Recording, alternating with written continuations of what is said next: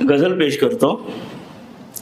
म्हटलं आहे की या आत्म्याचे त्या आत्म्याशी मिलन वगैरे, या आत्म्याचे त्या आत्म्याशी मिलन वगैरे, कुणी कुणाला गेले आधी शरण वगैरे. या आत्म्याचे त्या आत्म्याशी मिलन वगैरे, कुणी कुणाला गेले आधी शरण वगैरे. आणि वरवर दिसते शांत नदी,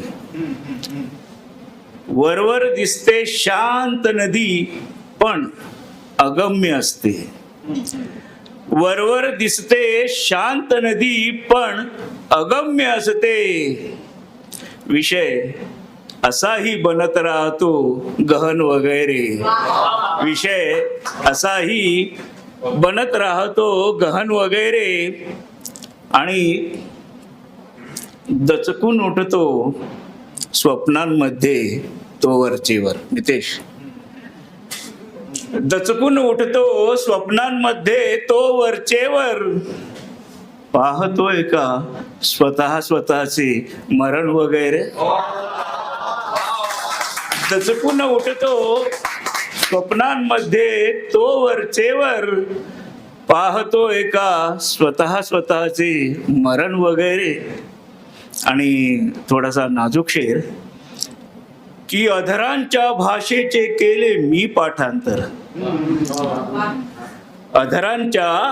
अधरांच्या भाषेचे केले मी पाठांतर. बोलत सुटले माझ्या आधी नयन वगैरे.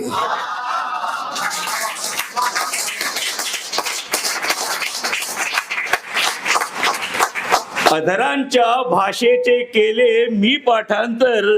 बोलत सुटले माझ्या आधी नयन वगैरे. आणि पडला झडला तरी नव्याने पळू लागला. पडला झडला तरी नव्याने पळू लागला.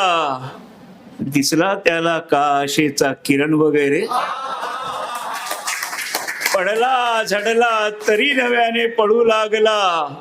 दिसला त्याला का आशेचा किरण वगैरे. आणि शेवटचा शेर घेतो की जाती पाती मध्ये दुनिया गुंतवल्यावर.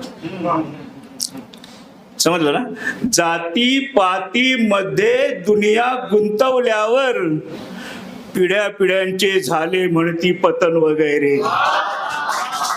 जाती पाती मध्ये दुनिया गुंतवल्यावर. पिढ्या पिढ्यांचे झाले म्हणती पतन वगैरे. या आत्म्याची त्या आत्म्याशी मिलन वगैरे, कुणी कुणाला गेले आधी शरण वगैरे. Thank you very much.